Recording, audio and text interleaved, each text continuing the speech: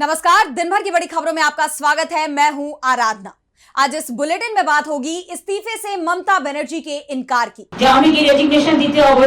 No not that. Tamil Nadu में गठबंधन सरकार बनाने की तैयारियों की देखेंगे कौन बनेगा केरलम का नया मुख्यमंत्री।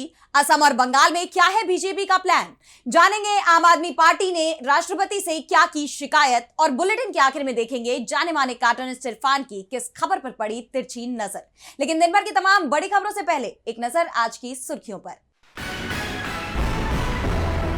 नैतिकता को सामाजिक नैतिकता के रूप में नहीं समझा जा सकता क्योंकि ये पूर्वाग्रहों पर हो सकती है आधारित। सुप्रीम कोर्ट में सबरीमाला मंदिर से जुड़ी याचिका पर सुनवाई के दौरान जस्टिस नागरत्ना की अहम टिप्पणी। शराब घोटाला केस में बड़ा अपडेट, जस्टिस स्वर्णकांता ने अपॉइंट किए 3 एमिकस क्यूरी। दिल्ली के पूर्व सीएम केजरीवाल समेत अन्य नेताओं की तरफ से बेंच के बहिष्कार के ऐलान के बाद फैसला। बंगाल चुनाव के नतीजों पर शिवसेना यूबीटी के मुखपत्र सामना का हमला, मुख्य चुनाव आयुक्त ज्ञानेश कुमार को बताया जीत का तीसरा साथी। चुनावी नतीजों को बीजेपी की राजनीतिक साजिश दिया करार। यूपी में जन आक्रोश के बाद सरकार ने स्मार्ट मीटर के नए इंस्टॉलेशन पर लगाई रोक। सपा प्रमुख अखिलेश यादव ने कहा, हमारे विरोध से झुक गई सरकार, इसे बताया जनशक्ति की जीत। और लाल निशान पर बंद हुआ शेयर बाजार 251 अंकों की गिरावट के साथ 77,017 पर बंद हुआ सेंसेक्स, जबकि 86 अंकों की गिरावट के साथ 24,032 पर बंद हुआ निफ्टी। ये तो थी सुर्खियां। अब बात आज की सबसे बड़ी खबर की। पश्चिम बंगाल में चुनावी नतीजों के बाद बवाल मचा हुआ है। राज्य में कई जगह से तोड़फोड़ और हिंसा की खबरें सामने आ रही हैं। ऐसे में विपक्ष ने बीजेपी और चुनाव आयोग के खिलाफ मोर्चा खोल दिया है। सीएम ममता बनर्जी ने चुनाव आयोग पर गंभीर आरोप लगाए और साथ ही उन्होंने इस्तीफों को लेकर बड़ा ऐलान भी किया है। तो क्या कुछ कहा सीएम ममता ने, जानेंगे इस रिपोर्ट में। पश्चिम बंगाल के चुनावी नतीजों को मानने से ममता बनर्जी ने इनकार कर दिया है। यहां तक कह दिया है कि वो सीएम पद से इस्तीफा नहीं देंगी, बल्कि लड़ाई लड़ेंगी। सहयोगियों के साथ सड़क पर उतरने की बात कह दी है। ममता ने बीजेपी और चुनाव आयोग के खिलाफ एक लंबी जंग शुरू करने का ऐलान भी कर दिया है। इसके साथ ही इंडिया गठबंधन की मजबूती की बात भी कही है। टीएमसी चीफ ममता बनर्जी ने आरोप लगाते हुए कहा कि केंद्र सरकार केवल एक पार्टी की सरकार चाहती है। पूरी दुनिया में गलत मैसेज जा रहा है कि प्रजातांत्रिक तरीके से लड़ाई नहीं हो रही है। हम लोग बाउंस बैक करेंगे। बंगाल में हम लोगों ने फाइट किया। यहाँ हमारी लड़ाई सिर्फ बीजेपी के साथ नहीं थी, हमारी लड़ाई इलेक्शन कमीशन के साथ थी। इलेक्शन कमीशन बिक जाए और ऑफिसर वन साइड काम करे तो क्या परिणाम होगा। चुनाव आयोग पूरी तरह से पक्षपातपूर्ण है। वो दिल्ली के नेतृत्व में काम कर रहे थे। उन्होंने काउंटिंग सेंटर को हाईजैक किया। हम चुनाव में हारे नहीं हैं, बल्कि 100 सीटों पर वोटों की लूट हुई है। ममता बनर्जी ने चुनाव आयोग पर जोरदार हमला करते हुए कहा कि दुख की बात है कि सीईसी इस चुनाव में लोगों के संवैधानिक अधिकारों को लूटने और ईवीएम को लूटने वाला खलनायक बन गया है। क्या आप मुझे बता सकते हैं कि वोटिंग के बाद ईवीएम में 80 से 90% चार्ज है? ये कैसे हो सकता है? उन्होंने गंदा और घटिया खेल खेला। मैंने अपनी जिंदगी में इस तरह का चुनाव कभी नहीं देखा। वहीं ममता बनर्जी ने इंडिया गठबंधन को एक साथ लेकर चलने की बात कह दी। ममता ने कहा कि सोनिया जी, राहुल गांधी, अरविंद केजरीवाल, उद्धव ठाकरे, अखिलेश यादव, तेजस्वी यादव और हेमंत सोरेन ने मुझे फोन किया। इंडिया गठबंधन के सभी सहयोगियों ने मुझे बताया कि वो पूरी तरह से मेरे साथ हैं। मुझे लगता है कि आने वाले दिनों में हमारी एकजुटता और मजबूत होगी। अखिलेश ने मुझसे अनुरोध किया कि क्या वो आज ही आ सकते हैं, लेकिन मैंने उनसे कल आने को कहा। एक एक करके सभी आएंगे। मैं इंडिया गठबंधन को एक आम आदमी की तरह मजबूत करूंगी। ममता बनर्जी ने बीजेपी नेताओं पर बंगाल में हिंसा करने का आरोप भी लगाया और कहा कि हमारे कार्यालय पर कब्जा किया जा रहा है, हमारे पार्टी कार्यकर्ताओं पर अत्याचार हो रहे हैं। हम लोग 10 सदस्यीय कमेटी का गठन करेंगे। वो अलग अलग इलाकों में जाएंगे और दौरा करेंगे। हम लोगों ने निर्णय किया है कि हम लोग एक्शन लेंगे, लेकिन क्या एक्शन लेंगे अभी हम ये नहीं बता रहे हैं। दरअसल चुनाव के नतीजे आने के बाद से ये खबरें सामने आ रही हैं कि आसनसोल, सिलीगुड़ी, जलपाईगुड़ी के बाद अब डायमंड हार्बर के फाल्ता में भी बीजेपी कार्यकर्ताओं ने टीएमसी दफ्तर में तोड़फोड़ की है।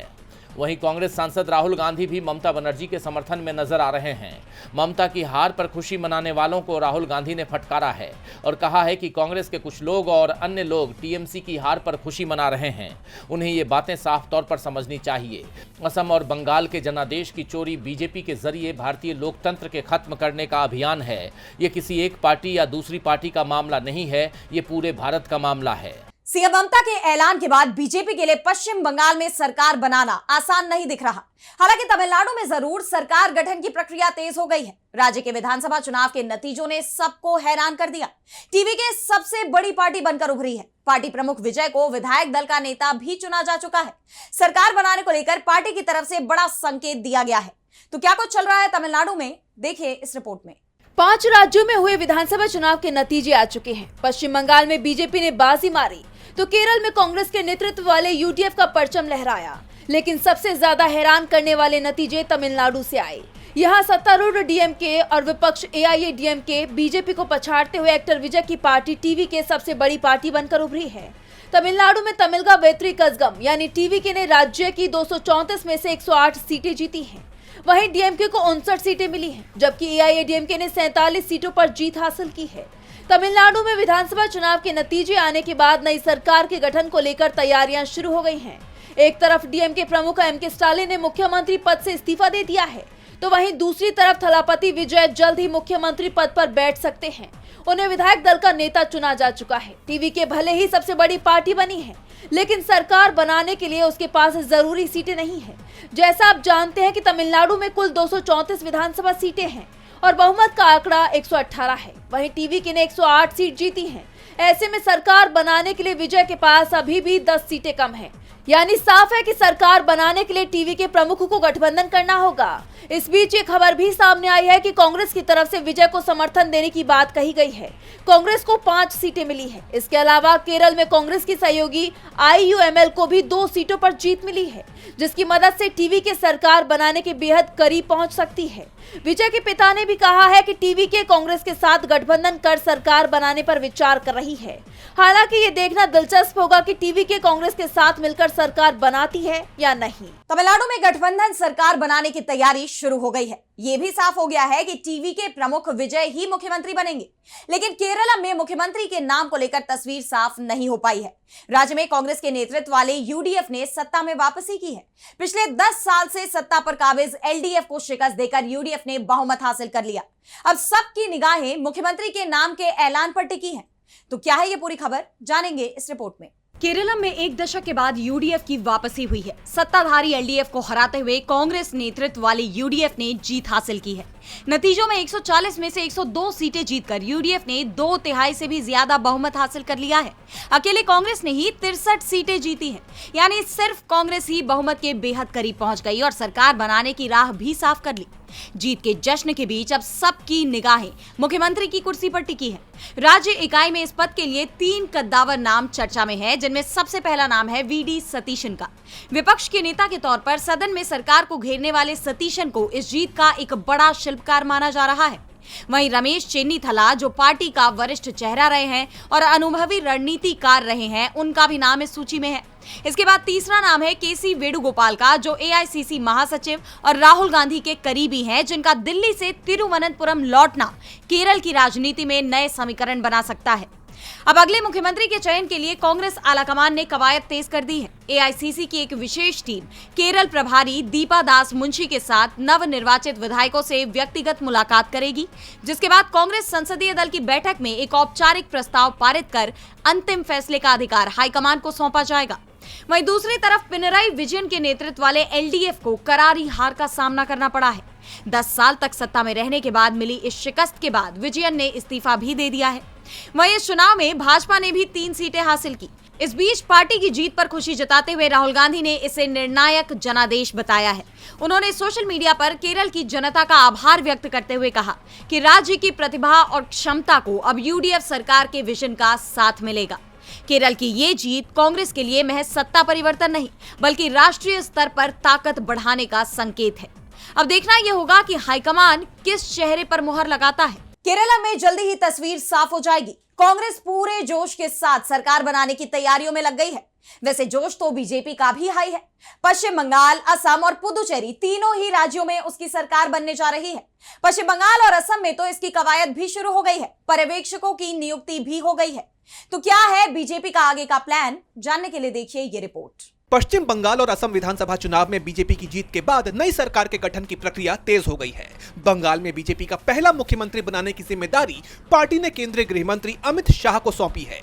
बीजेपी के प्रदेश अध्यक्ष सामिक भट्टाचार्य ने नई सरकार के शपथ ग्रहण के बारे में जानकारी देते हुए कहा, पश्चिम बंगाल के नए मुख्यमंत्री का शपथ ग्रहण समारोह 9 मई को होगा, क्योंकि 9 मई को गुरुदेव रविंद्रनाथ टैगोर की जयंती है। तो वहीं बंगाल के साथ साथ असम में बीजेपी ने अपनी पकड़ मजबूत बनाए रखने के लिए अनुभवी नेताओं को जिम्मेदारी सौंपी है। पार्टी ने जेपी नड्डा को असम का पर्यवेक्षक नियुक्त किया, जबकि हरियाणा के सीएम नायब सिंह सैनी सह पर्यवेक्षक बनाए गए हैं। इनकी मुख्य भूमिका राज्य में संगठनात्मक समन्वय और आगामी राजनीतिक निर्णयों की देखरेख करना होगी। इन नियुक्तियों के साथ ही बीजेपी ने दोनों राज्यों में सरकार बनाने की अपनी तैयारियां शुरू कर दी हैं। जैसा कि आप जानते हैं कि बंगाल में बीजेपी ने 207 सीटों पर जीत दर्ज की है, जबकि सत्तारूढ़ टीएमसी 80 सीटों पर सिमट गई। तो वहीं असम में एनडीए ने 102 सीटें जीती और कांग्रेस 19 सीटों पर सिमट गई। अब इन राज्यों में अमित शाह और नड्डा जैसे सीनियर नेताओं को पर्यवेक्षक बनाए जाने को पार्टी के अंदर संगठनात्मक मजबूती और सरकार गठन की प्रक्रिया को सुचारू रूप से चलाने के संकेत के रूप में देखा जा रहा है। खैर, ऐसा होता है या नहीं, ये तो देखना होगा। बंगाल और असम में मिली जीत से बीजेपी गदगद है, जबकि विरोधी दलों के लिए नतीजे निराशाजनक है। सीएम ममता बनर्जी ने तो नतीजों को मानने से इनकार ही कर दिया है, लेकिन कांग्रेस सांसद गौरव गोगोई ने जरूर सधी हुई प्रतिक्रिया दी है। उन्होंने बीजेपी को जीत की बधाई देते हुए जनता के सामने जरूरी मुद्दे भी उठाए। एक तरह से गौरव गोगोई ने आने वाले 5 साल के लिए सरकार को चेतावनी ही दे दी है। तो क्या कुछ कहा गौरव गोगोई ने अपनी इस प्रेस कॉन्फ्रेंस में, जानेंगे इस रिपोर्ट में। असम चुनाव के नतीजों के बाद प्रदेश कांग्रेस अध्यक्ष गौरव गोगोई ने कड़ा रुख अपनाया है। भले ही कांग्रेस को महज 19 सीटें मिली हों, लेकिन गोगोई ने साफ कर दिया कि वो इन नतीजों से दबने वाले नहीं हैं। एक प्रेस कॉन्फ्रेंस में चुनाव नतीजों की नैतिक जिम्मेदारी लेते हुए उन्होंने सीधे तौर पर बीजेपी को चेतावनी दे दी।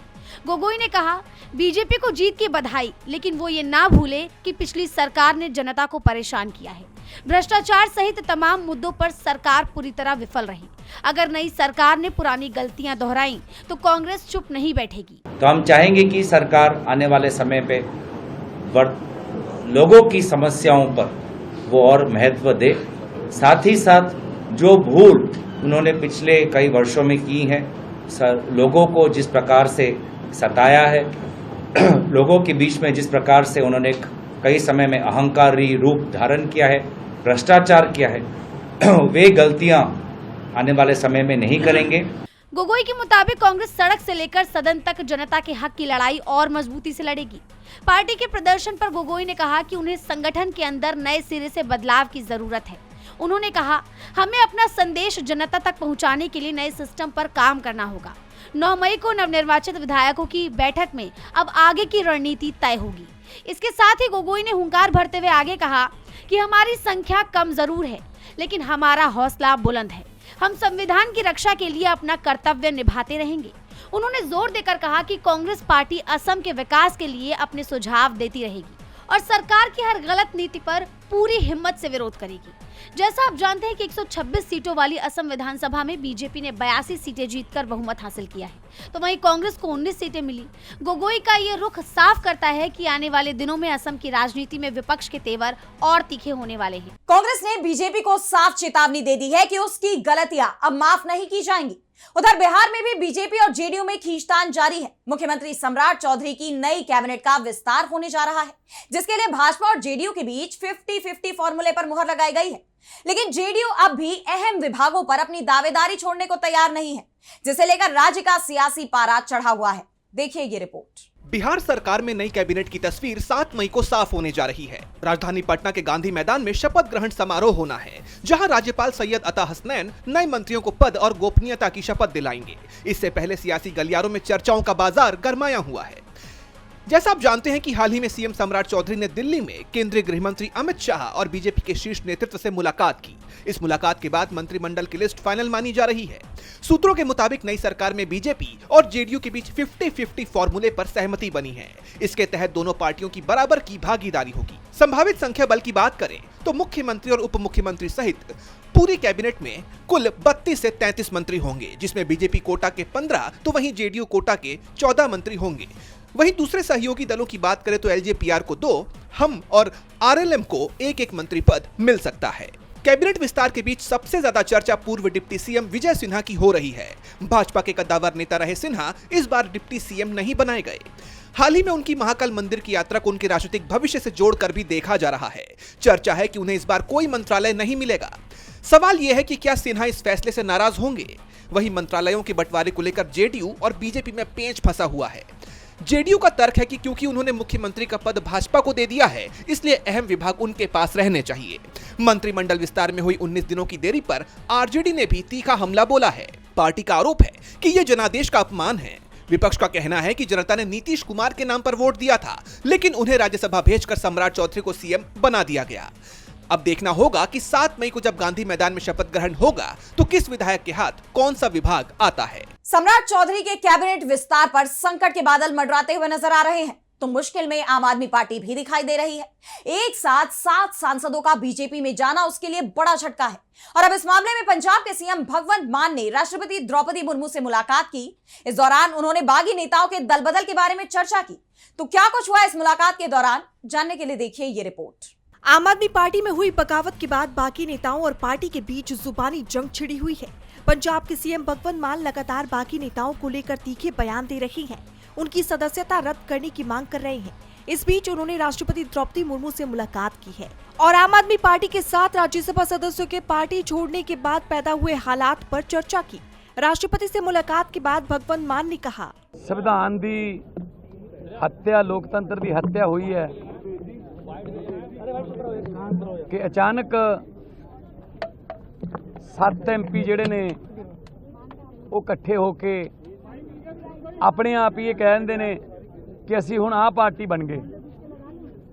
ਅਸੀਂ ਆਹ ਪਾਰਟੀ ਨਹੀਂ ਰਹੇ, ਹੁਣ ਅਸੀਂ ਆਹ ਪਾਰਟੀ ਬਣ ਗਏ, ਹੋਰ ਪਾर्टी बन गए, मर्ज हो गए ਅਸੀਂ, जो कि बिल्कुल गैर संवैधानिक है। यानी सीएम मान ने आपके राज्यसभा सांसदों का बीजेपी में शामिल होना संविधान का उल्लंघन बताया है। इसके साथ ही उन्होंने बीजेपी में शामिल हुए आपके राज्यसभा सांसदों की सदस्यता रद्द करने की मांग की और चेतावनी देते हुए कहा कि अगर केंद्र सरकार पंजाब में अपनी ताकत का गलत इस्तेमाल करती है तो हम कार्रवाई करेंगे। वहीं उन्होंने बीजेपी सांसद संदीप पाठक पर दर्ज एफआईआर को लेकर कहा कि आप बीजेपी के पीछे नहीं छिप सकते हैं। ये और राज्यों में हो सकता है लेकिन पंजाब में नहीं। बीजेपी में जाने से सुरक्षा कवच नहीं मिलता है। बता दें ये मुलाकात तब और खास हो गई जब भगवंत मान से कुछ मिनट पहले राघव चड्ढा राष्ट्रपति भवन से बाहर निकले। राघव चड्ढा ने शायराना अंदाज में आम आदमी पार्टी पर हमला बोला। जब तक थे आज्ञाकारी तभी तक थे संस्कारी, साथ छोड़ते ही बता दिया हमें भ्रष्टाचारी। जो लूट खसूट को कहते हैं कट्टर ईमानदारी, आप ही बताइए आखिर उनसे कैसे कोई निभाए यारी। राघव चड्ढा ने दावा किया कि पंजाब सरकार राजनीतिक बदले की भावना से काम कर रही है। यानी देखा जाए तो दोनों ही तरफ से एक दूसरे पर आरोपों की बौछार की जा रही है, जिससे हलचल बढ़ती जा रही है। और बुलेटिन के आखिर में देखेंगे जाने माने कार्टूनिस्ट इरफान की किस खबर पर पड़ी तिरछी नजर।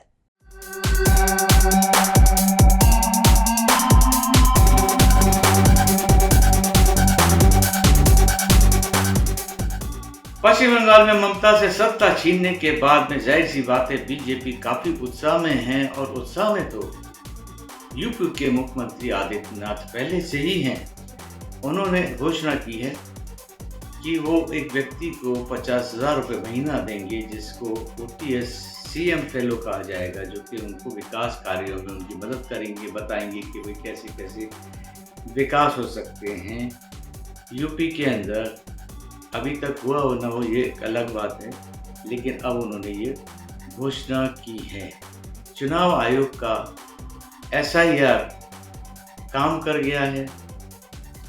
अब ये वही फॉर्मूला है जो सफल हो गया है, तो अब जाहिर सी बात है ये हर राज्य में जो बचे हुए हैं बीजेपी को सत्ता पाने में, उनमें भी ये लागू किया जाएगा। उत्तर प्रदेश में बाकी सब कुछ वैसा के वैसा ही रहने वाला है जैसे कि उम्मीद है। सिर्फ रहेगा मोदी है तो मुमकिन है की जगह पर योगी है तो मुमकिन है हो जाएगी।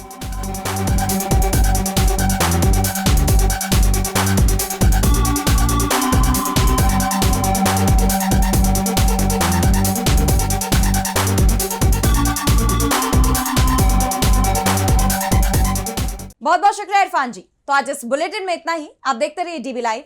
नमस्कार।